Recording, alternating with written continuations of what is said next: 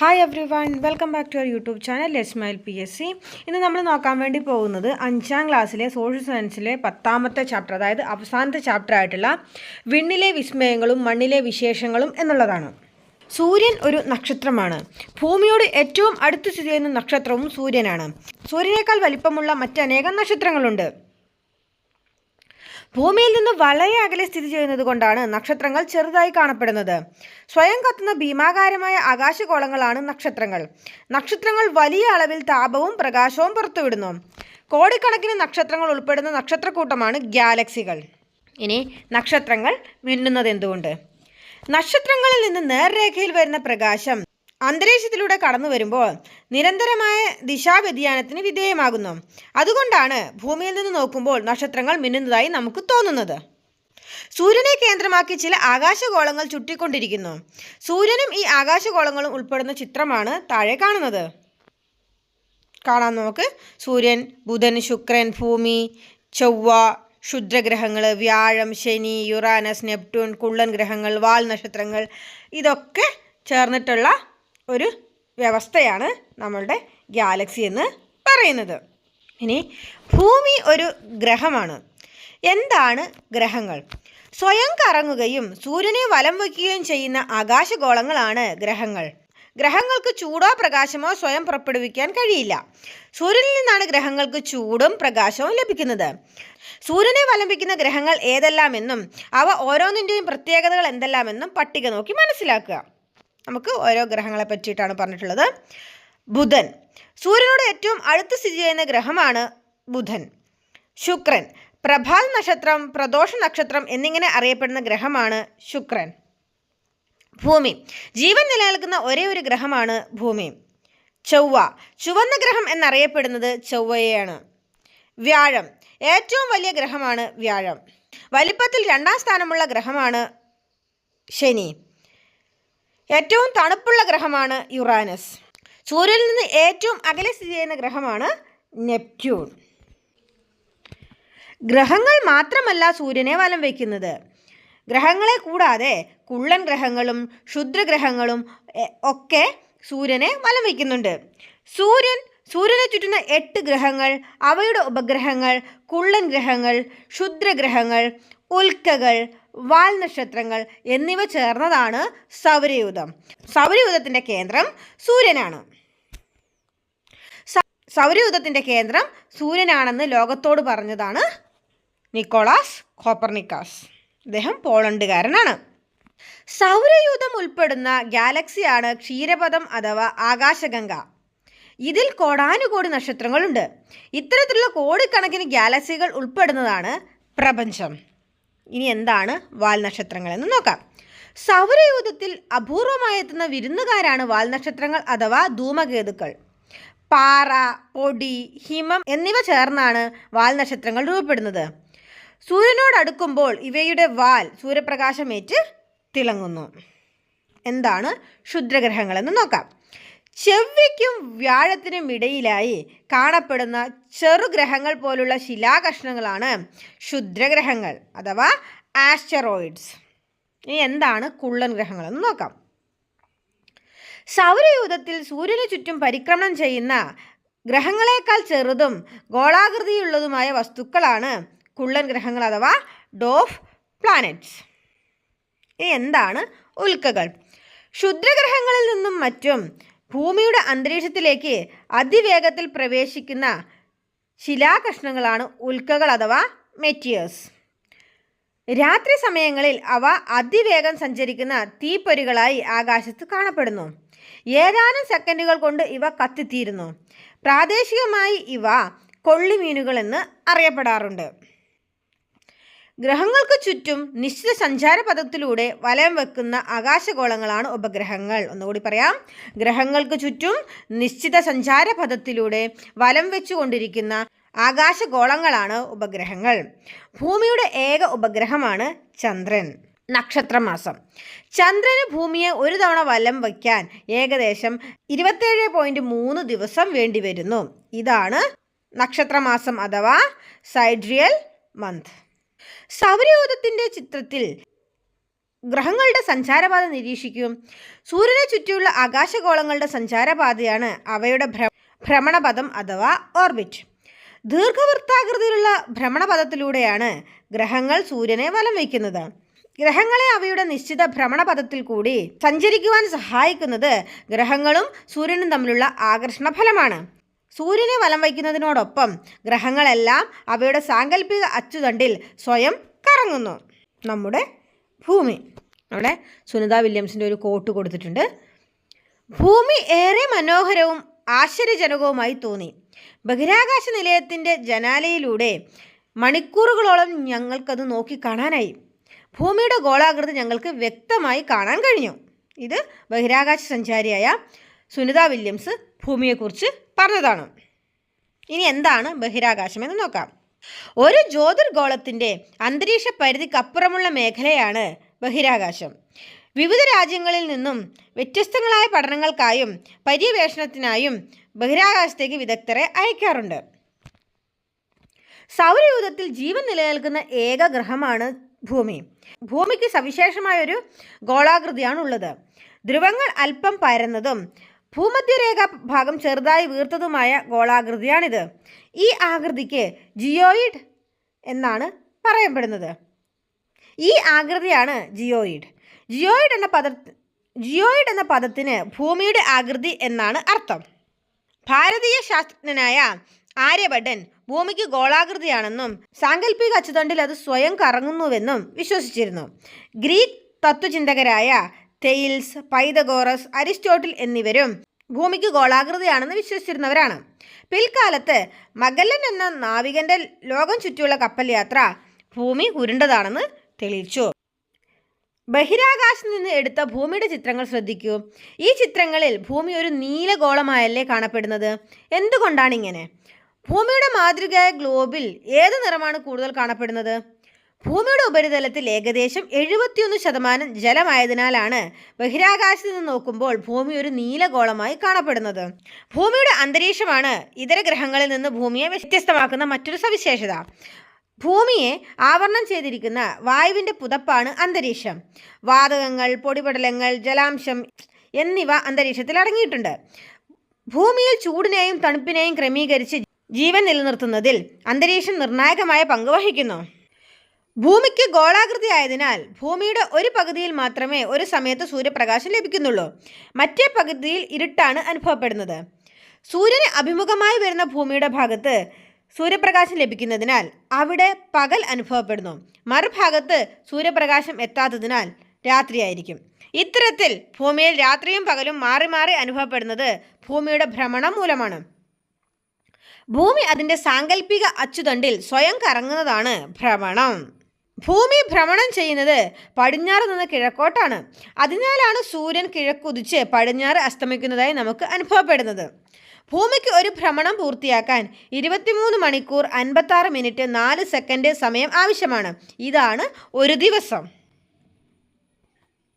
ഭ്രമണം ചെയ്യുന്നതോടൊപ്പം ഭൂമി നിശ്ചിത സഞ്ചാരപഥത്തിലൂടെ സൂര്യനെ ചുറ്റി സഞ്ചരിക്കുന്നുമുണ്ട്. ഇതാണ് പരിക്രമണം അഥവാ റെവല്യൂഷൻ. ഒരു തവണ സൂര്യനെ ചുറ്റി സഞ്ചരിക്കാൻ ഭൂമിക്ക് 365.4 ദിവസം വേണം. ഇതിനെ ഒരു വർഷമായി കണക്കാക്കുന്നു. ഭൂമിയുടെ പരിക്രമണത്തിൻ്റെ ഫലമായാണ് വ്യത്യസ്ത ഋതുക്കൾ അഥവാ സീസൺസ് അനുഭവപ്പെടുന്നത്. ഒരു മുത്തശ്ശി പറഞ്ഞ കഥയാണ് പറഞ്ഞിട്ടുള്ളത്. ഇത് ഋതുക്കളെ പറ്റി പറയാനായിട്ടാണ്. ഋതുക്കൾ. ഇനി ഋതുക്കളെ പറ്റിയിട്ട് ഒരു മുത്തശ്ശി പറഞ്ഞൊരു കഥ കേൾക്കാം. എൻ്റെ കുട്ടിക്കാലം എന്ത് രസമായിരുന്നു. സ്കൂൾ തുറക്കുമ്പോൾ തന്നെ പുത്തനുടുപ്പിനെ നനയ്ക്കുന്ന ഇടവപ്പാതി മഴ. ഏകദേശം 2 മാസത്തോളം നീണ്ടു നിൽക്കുന്ന ഈ മഴ കർക്കിടകം കഴിയുന്നതോടെ ശമിച്ചു തുടങ്ങും. പിന്നെ സമ്പൽ സമൃദ്ധിയുടെയും ഐശ്വര്യത്തിൻ്റെയും മാസമായ ചിങ്ങമാസത്തിൻ്റെ കടന്നുവരവാണ്. ഈ സമയം പ്രകൃതി പൂത്തുലഞ്ഞ് ഓണത്തെ വരവേൽക്കുന്ന കാഴ്ച എത്ര മനോഹരമാണെന്നോ. തുടർന്ന് കന്നിച്ചൂടിന് ആശ്വാസം പകർന്ന് തുലാവർഷം എത്തുന്നു. വൃശ്ചികം, ധനു മാസങ്ങൾ പ്രകൃതിയെ തണുപ്പിക്കും. മകരമാസത്തിൽ ചില വൃക്ഷങ്ങൾ ഇല പൊഴിഞ്ഞു നിൽക്കുന്നത് കാണാം. കുംഭം, മീനം, മേടമാസങ്ങളിലെ അതിശക്തമായ ചൂടുകൊണ്ട് മിക്കവാറും ജലാശയങ്ങൾ വറ്റിവരളും. തൊടിയിൽ കാഴ്ച നിൽക്കുന്ന മാവും പ്ലാവും പ്രകൃതിയെ ആ സമയത്തും മനോഹരമാക്കി തീർക്കുന്നു. കേരളത്തിൽ വിവിധ കാലങ്ങൾ ഇത്തരത്തിലാണ് അനുഭവപ്പെടുന്നതെങ്കിലും ഭൂമിയുടെ മറ്റ് പ്രദേശങ്ങളിൽ ഈ കാലങ്ങൾ വ്യത്യസ്തമായാണ് അനുഭവപ്പെടുന്നത്. ഭൂമിയുടെ പരിക്രമണവും ഭൂമിയിൽ ലഭിക്കുന്ന സൗരോർജ്ജത്തിൻ്റെ ഏറ്റക്കുറച്ചിലുമാണ് ഇത്തരത്തിലുള്ള ഋതുഭേദങ്ങൾക്ക് കാരണമാകുന്നത്. എന്താണ് ദിനാന്തരീക്ഷ സ്ഥിതി അഥവാ വെതർ എന്ന് നോക്കാം. ഒരു പ്രദേശത്ത് നിശ്ചിത സമയത്ത് അനുഭവപ്പെടുന്ന അന്തരീക്ഷ അവസ്ഥയാണ് ദിനാന്തരീക്ഷ സ്ഥിതി അഥവാ വെതർ. നിശ്ചിത സമയത്തെ അന്തരീക്ഷത്തിലെ ഈർപ്പം, ചൂട്, മഴ, കാറ്റ്, മേഘം തുടങ്ങിയവ ദിനാന്തരീക്ഷ സ്ഥിതിയെ സ്വാധീനിക്കുന്നു. ഇനി എന്താണ് കാലാവസ്ഥ? ദീർഘകാലമായി ഒരു പ്രദേശത്ത് അനുഭവപ്പെടുന്ന ദിനാന്തരീക്ഷ സ്ഥിതിയുടെ ശരാശരിയാണ് കാലാവസ്ഥ. എന്താണ്? ദീർഘകാലമായി ഒരു പ്രദേശത്ത് അനുഭവപ്പെടുന്ന ദിനാന്തരീക്ഷ സ്ഥിതിയുടെ ശരാശരിയാണ് കാലാവസ്ഥ അഥവാ ക്ലൈമറ്റ്. അപ്പം കാലാവസ്ഥയും ജനജീവിതവും എന്ന് പറഞ്ഞൊരു ഭാഗമാണ് അവിടെ എസ്.കെ. പൊറ്റക്കാടിൻ്റെ യാത്രാവിവരണത്തിൽ ഒരു ഭാഗം കൊടുത്തിട്ടുണ്ട്. ഉറച്ചു കട്ടിയായി തീർന്ന തടാകങ്ങളുടെ മാറിലൂടെ ബസ്സും ലോറിയും കാറും ഓടിത്തുടങ്ങും. സ്കീയിങ്, സ്കേറ്റിംഗ് തുടങ്ങിയ വിൻ്റർ സ്പോർട്സുകളുടെ ബഹളമായിരിക്കും ഓരോ മൂലയിലും. വർഷത്തിൽ അധിക കാലവും മഞ്ഞു മൂടിക്കിടക്കുന്നത് കൊണ്ട് റോഡുകൾ ഉറപ്പിലും ഭംഗിയിലും നിലനിർത്താൻ വളരെ ബുദ്ധിമുട്ടും പണച്ചെലവുമുണ്ട്. ലാത്തിയുടെ ശരിയായ അഴക് കാണണമെങ്കിൽ ഹേമന്തകാലത്ത് ഇവിടെ വരണമെന്ന് കായ പറഞ്ഞു. അന്ന് നിലമെല്ലാം ധവളാഭമായ ഹിമത്താൽ മൂടിയിരിക്കും. മരങ്ങളെല്ലാം വെള്ളക്കടലാസ് തോരണങ്ങൾ പോലെ നിലകൊള്ളുന്നുണ്ടാകും. ഹിമത്തിൽ കളിക്കാൻ കുട്ടികൾക്ക് എന്ത് ഉത്സാഹമാണെന്നോ. ഏതാണ്ട് 6 മാസക്കാലം നീണ്ട രാത്രി തന്നെ. പകൽ വെളിച്ചം കൂടിയാൽ 1-2 മണിക്കൂർ ഉണ്ടാകും. നിലം നീളെ മൂടിക്കിടക്കുന്ന ഹിമത്തിൻ്റെ ധാവള്യവും ആകാശത്തിൻ്റെ വെളിച്ചവും കൂടിക്കലർന്ന് നേരിയ നിലാവ് പരന്ന പോലെ തോന്നും. ഈ ഒരു ഭാഗം എസ്.കെ. പൊറ്റക്കാടിൻ്റെ പാതിരാസൂര്യൻ്റെ നാട്ടിൽ എന്ന് പറയുന്ന കൃതിയിൽ നിന്ന് എടുത്തിട്ടുള്ളതാണ്. ഇനി എന്താണ് പാതിരാസൂര്യൻ്റെ നാട് എന്ന് നോക്കാം. പാതിരാസൂര്യൻ്റെ നാട് എന്നറിയപ്പെടുന്ന രാജ്യമാണ് നോർവേ. യൂറോപ്പിൻ്റെ വടക്ക് ഭാഗത്താണ് നോർവേ സ്ഥിതി ചെയ്യുന്നത്. വർഷത്തിൽ അധിക കാലവും മഞ്ഞു മൂടിക്കിടക്കുന്ന നോർവേയുടെ ഏറ്റവും വടക്കുള്ള പ്രദേശങ്ങളിൽ 6 മാസത്തോളം തുടർച്ചയായ പകലും 6 മാസത്തോളം തുടർച്ചയായ രാത്രിയുമാണ് അനുഭവപ്പെടുന്നത്. ജനവാസം കുറവുള്ള മഞ്ഞു മൂടിക്കിടക്കുന്ന ഈ പ്രദേശത്തെ ജനജീവിതം ചിട്ടപ്പെടുത്തിയിരിക്കുന്നത് എങ്ങനെയെന്ന് നോക്കാം. തുകൽ കൊണ്ട് നിർമ്മിച്ചതും വായു കടക്കാത്തതുമായ പാദരക്ഷകളും രോമനിർമ്മിതമായ വസ്ത്രങ്ങളുമാണ് ഇവിടുത്തെ ജനങ്ങൾ ധരിക്കുന്നത്. ഇവിടുത്തെ തദ്ദേശീയരായ ഇന്യൂട്ട് വളർത്തുനായ്ക്കൾ വലിക്കുന്ന പരന്ന സ്ലെഡ്ജുകളിലാണ് സഞ്ചരിക്കുന്നത്. 6 മാസത്തോളം നീളുന്ന ശൈത്യകാലത്ത് ഇവർ വാസസ്ഥലങ്ങളായ ഇഗ്ലുവിൽ നിന്ന് പുറത്തിറങ്ങാറില്ല. അതിശൈത്യത്തെ അതിജീവിക്കുന്ന പന്നൽ, പായൽ തുടങ്ങിയവയാണ് ഇവിടുത്തെ മുഖ്യ സസ്യവർഗ്ഗങ്ങൾ. തിമിംഗലം, മൃഗങ്ങൾ, ഹിമമൂങ്ങ, സീല്, ഹിമക്കരടി തുടങ്ങിയവയാണ് പ്രധാന ജന്തുവർഗ്ഗങ്ങൾ. വേട്ടയാടലും മത്സ്യബന്ധനവുമാണ് ഇവിടുത്തെ ജനങ്ങളുടെ പ്രധാന ഉപജീവന മാർഗം. ഇനി എന്താണ് ഇഗ്ലു? ധ്രുവപ്രദേശങ്ങളിൽ അധിവസിക്കുന്ന തദ്ദേശീയരായ ജനവിഭാഗങ്ങളാണ് ഇന്യൂട്ട് അഥവാ എക്സ്കിമോകൾ. ഇവർ മഞ്ഞുകട്ടകൾ കൊണ്ട് നിർമ്മിക്കുന്ന വീടുകളാണ് ഇഗ്ലു. മരുഭൂമി. ധ്രുവപ്രദേശങ്ങളിൽ നിന്ന് തികച്ചും വ്യത്യസ്തമായ ഭൂമിശാസ്ത്ര സവിശേഷതകളുള്ള ഭൂവിഭാഗമാണ് ഉഷ്ണ മരുഭൂമികൾ. വിശാലമായ മണൽപ്പരപ്പുകളും മണൽക്കുന്നുകളും ഇവിടുത്തെ പ്രത്യേകതയാണ്. ഇവിടെ പകൽ താപം വളരെ കൂടുതലും രാത്രി താപം വളരെ കുറവുമാണ്. മഴ തീരെ കുറഞ്ഞ ഈ പ്രദേശങ്ങളിൽ ഉയർന്ന താപവും വരണ്ട കാറ്റും ജലദൗർലഭ്യവും അനുഭവപ്പെടുന്നു. ഈ പ്രദേശങ്ങളിൽ ജനവാസം തീരെ കുറവാണ്. ഉഷ്ണമരുഭൂമികളിൽ കാലാവസ്ഥയ്ക്ക് ഇണങ്ങുന്ന ജീവിത രീതികളാണുള്ളത്. തുടർച്ചയായ വരൾച്ചയും മണൽക്കാറ്റുകളും മരുഭൂമികളുടെ മറ്റു സവിശേഷതകളാണ്. അയഞ്ഞ വസ്ത്രങ്ങളും മുഖം മറയ്ക്കുന്ന ശിരോവസ്ത്രവും മരുഭൂമി നിവാസികളുടെ വസ്ത്രധാരണത്തിലെ പ്രത്യേകതകളാണ്. സഞ്ചാരത്തിനും ചരക്ക് നീക്കത്തിനും ഒട്ടകത്തെ ഉപയോഗിക്കുന്നത് മരുഭൂമികളിലെ സാധാരണ കാഴ്ചയാണ്. ഇത്തരം പ്രത്യേകതകളുള്ള പ്രദേശങ്ങളിൽ കാലാവസ്ഥയ്ക്ക് ഇണങ്ങുന്ന വേറിട്ട ജീവിത രീതിയാണുള്ളത്. ധ്രുവപ്രദേശങ്ങളിലെയും മരുപ്രദേശങ്ങളിലെയും ഭൗതിക വൈവിധ്യങ്ങൾ അവിടുത്തെ ജനജീവിതത്തെ എങ്ങനെയെല്ലാം സ്വാധീനിക്കുന്നുണ്ടെന്ന് നാം ചർച്ച ചെയ്തല്ലോ. ഒരു പ്രദേശത്തെ തൊഴിൽ, കൃഷി, ആഹാരം, വസ്ത്രധാരണ രീതി, വീട് നിർമ്മാണം, ആഘോഷങ്ങൾ തുടങ്ങിയവയെല്ലാം അവിടുത്തെ കാലാവസ്ഥയ്ക്കനുസരിച്ചാണ് രൂപപ്പെട്ടിരിക്കുന്നത്. എന്നാൽ മനുഷ്യരുടെ അശാസ്ത്രീയമായ ഇടപെടലുകൾ സ്വാഭാവിക പരിസ്ഥിതിയിൽ മാറ്റങ്ങൾ വരുത്തുന്നതായി പഠനങ്ങൾ സൂചിപ്പിക്കുന്നു. ഇതിൻ്റെ ഫലമായി ലോകമെമ്പാടും ഇന്ന് കാലാവസ്ഥയിൽ ഗണ്യമായ വ്യതിയാനങ്ങളാണ് ഉണ്ടാകുന്നത്. ഇനി എന്താണ് കാലാവസ്ഥാ വ്യതിയാനമെന്ന് നോക്കാം. ഇത് 2021 ഒക്ടോബർ 31 ഐക്യരാഷ്ട്ര സംഘടനയുടെ ഗ്ലാസ്ഗോ കാലാവസ്ഥാ സമ്മേളനത്തിൽ വെച്ചിട്ട് കെനിയയിൽ നിന്നുള്ള സ്കൂൾ വിദ്യാർത്ഥിനിയായ എലിസബത്ത് വാറ്റി ലോക നേതാക്കളോട് നടത്തിയ അഭ്യർത്ഥനയാണ് ഞാനിനി പറയാൻ വേണ്ടി പോകുന്നത്. ഞാൻ കെനിയയിൽ നിന്നാണ് വരുന്നത്. അവിടെ 200 കോടി ജനങ്ങൾ കാലാവസ്ഥാ മാറ്റത്തിൻ്റെ ദുരിതം അനുഭവിക്കുകയാണ്. കൊടും വരൾച്ചയാണ് അവിടെ. 2 വർഷമായി ഞങ്ങൾക്ക് മഴ കിട്ടിയിട്ട്. 3-ാം വർഷവും അങ്ങനെ തന്നെയാകും എന്നാണ് ശാസ്ത്രജ്ഞർ പറയുന്നത്. ഞങ്ങൾക്ക് മഴയില്ല, പുഴകളെല്ലാം വറ്റി, താപതരംഗങ്ങൾ വീശിയടിക്കുന്നു. നിങ്ങളുടെ ഹൃദയം ദയവായി ഒന്ന് തുറക്കൂ. ഞങ്ങളുടെ വിളകൾ മുഴുവൻ കരിഞ്ഞുണങ്ങി, മൃഗങ്ങളും മനുഷ്യരും മരിച്ചു വീഴുകയാണ്. ഇങ്ങനെ പോയാൽ 2025ഓടെ ഞങ്ങളിൽ പകുതി പേരും ഇല്ലാതാകും. ഈ സമ്മേളനത്തിൽ നിങ്ങൾ എടുക്കുന്ന തീരുമാനമാണ് ഞങ്ങൾക്ക് മഴ തിരിച്ചു തരുമോ എന്ന് തീരുമാനിക്കുക. ഞങ്ങളുടെ കൂട്ടുകാരായ കുട്ടികൾക്ക് ഭക്ഷണവും വെള്ളവും ലഭിക്കുമോ എന്ന് തീരുമാനിക്കുക. ദയവായി നിങ്ങളുടെ ഹൃദയങ്ങളൊന്ന് തുറക്കൂ. ദയവായി നിങ്ങൾ ഹൃദയമൊന്ന് തുറക്കൂ. ഇന്ന് ലോകം അഭിമുഖീകരിച്ചു കൊണ്ടിരിക്കുന്നതും വരും തലമുറ അഭിമുഖീകരിക്കാൻ പോകുന്നതുമായ ഏറ്റവും സങ്കീർണമായ പ്രശ്നമാണ് കാലാവസ്ഥാ വ്യതിയാനം. ഒരു പ്രദേശത്തിൻ്റെ കാലാവസ്ഥയെ സ്വാധീനിക്കുന്ന ഒരു പ്രധാന ഘടകമാണ് ആ പ്രദേശത്തിൻ്റെ അന്തരീക്ഷ സ്ഥിതി. അന്തരീക്ഷത്തിൻ്റെ താപനിലയിൽ ഉണ്ടാകുന്ന ഏറ്റക്കുറച്ചിലുകളാണ് കാലാവസ്ഥാ വ്യതിയാനമായി കണക്കാക്കുന്നത്. കാലാവസ്ഥാ മാറ്റം ഭൂമിയിൽ സാവധാനത്തിൽ സംഭവിച്ചുകൊണ്ടിരിക്കുന്ന ഒരു പ്രക്രിയയാണ്. കാലാവസ്ഥയിൽ നേരിയ തോതിൽ ഉണ്ടാകുന്ന മാറ്റം പോലും പ്രകൃതിയെ സാരമായി ബാധിക്കുന്നു. ഇനി കാലാവസ്ഥാ വ്യതിയാനത്തിൻ്റെ പ്രത്യാഘാതങ്ങൾ എന്തൊക്കെയാണെന്ന് നോക്കാം. ആഗോള താപനില ഉയരുന്നു, സമുദ്രനിരപ്പിലെ ഉയർച്ചയും സുനാമി ദുരന്തങ്ങളും ഉണ്ടാകുന്നു, കാലം തെറ്റിയ മഴയും മഴയുടെ തോതിലുള്ള ഏറ്റക്കുറച്ചിലുകളും ഉണ്ടാകുന്നു, വരൾച്ച ഉണ്ടാകുന്നു, ധ്രുവപ്രദേശങ്ങളിൽ വലിയ തോതിലുള്ള മഞ്ഞുരുകൾ ഉണ്ടാകുന്നു. ഇതൊക്കെയും കാലാവസ്ഥാ വ്യതിയാനത്തിൻ്റെ പ്രത്യാഘാതങ്ങളാണ്. അനിയന്ത്രിതമായ പ്രകൃതി വിഭവങ്ങളുടെ ഉപയോഗവും അശാസ്ത്രീയമായ നിർമ്മാണ പ്രവർത്തനങ്ങളും ഭൂമിയുടെ നിലനിൽപ്പിനെ തന്നെ പ്രതികൂലമായി ബാധിക്കുന്നു. കാലാവസ്ഥാ വ്യതിയാനം ഭൂമിയിലെ എല്ലാ ജീവജാലങ്ങളെയും പല വിധത്തിലും ബാധിക്കുന്നുണ്ട്. പല ജീവജാലങ്ങളുടെയും വംശനാശത്തിന് ഇത് കാരണമാകുന്നു.